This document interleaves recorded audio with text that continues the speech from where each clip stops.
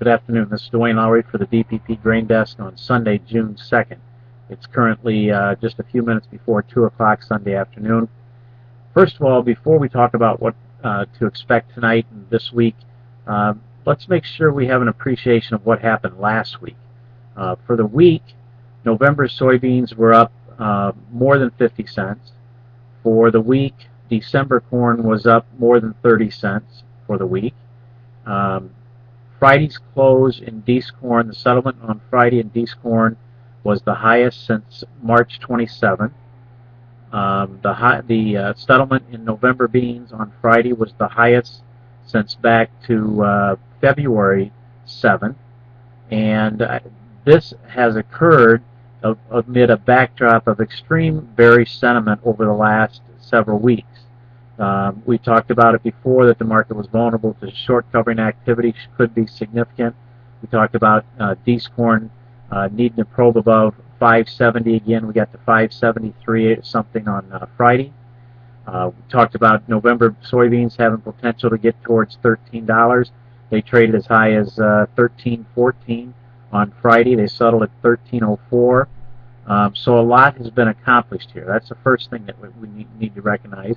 Second thing we need to make sure we understand is these price rallies occurred amid a very bearish sentiment backdrop. Traders did not think that type of rally potential was there, and so that makes it very significant as well.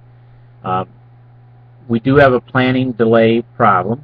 We do have too many acres that in corn that were planted beyond the optimum planting date by too much of a delay. We also have a delay to the soybean planting activity.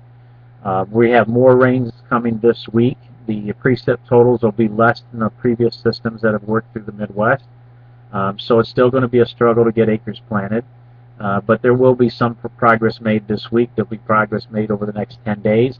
And while that puts us out to the 10th of June or beyond, and we are past the prevent planting dates for many acres that remain to be planted, the problem or the reality is that most producers, for a long list of reasons, will opt not to take the prevent plant option.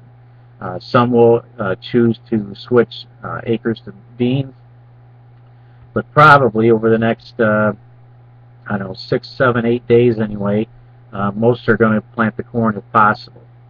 So we can argue about how much of an acreage switch we have. We can argue about how many prevent planted acres that you will have, but I don't think it's going to be a significant argument. But I do believe that we've got a situation where it's going to be much more difficult, if not highly unlikely, for us to achieve, trend line or better yields. So we are looking at some reduction in yield potential.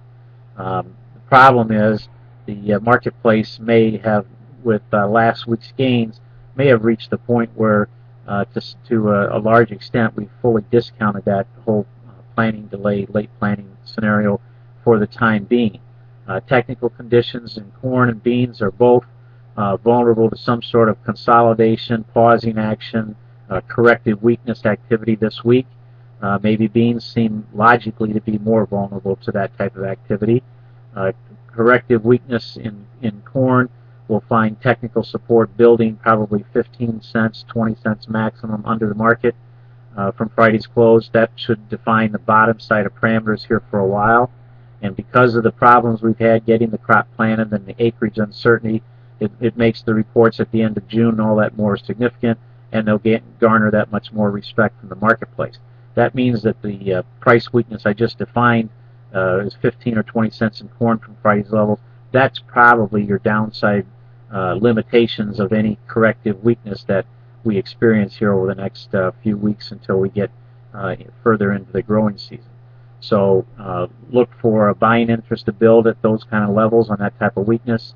I do think it is very possible that the marketplace might initially look at the weather forecast and be concerned about final acres getting planted and things of this nature.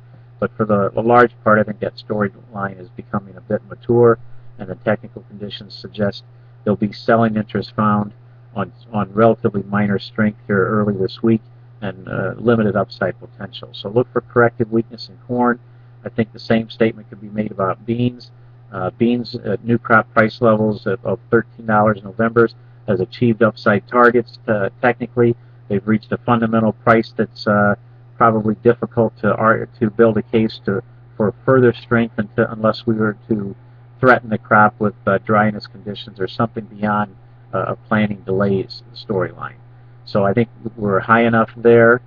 Certainly warrants producer activity in new crop bean price protection strategies.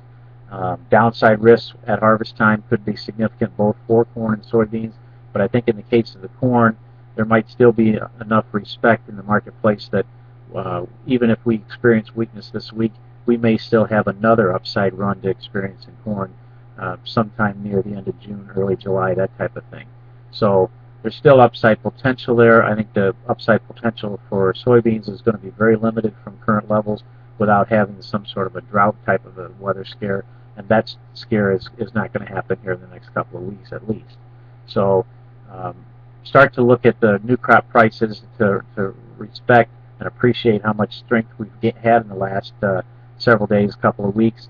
Start to see new crop values on any further strength is offering very legitimate pricing opportunities for producers. In the case of wheat, haven't talked about that yet. The wheat market had the highest daily settlement on Friday it's had for a couple of weeks. So the market's too short. We got another short covering phase coming there. If we get some weakness in corn and soybeans this week, early this week, maybe that allows wheat to trade on both sides this week, experience some relatively minor weakness. But I think you also got intermarket spread activity that will actually benefit wheat if there's selling that begins to increase in corn and beans, which I think is very possible this week. The wheat market has many times before experienced some sort of a pre-harvest, difficult to explain rally, if you will, to create a pre-harvest price peak. I think that type of opportunity could happen here in wheat over the next few weeks on some sort of short covering activity. Down the road, we're probably looking at more downside risk in wheat, but first we should be able to get a little bit better selling opportunity than what we can see right now.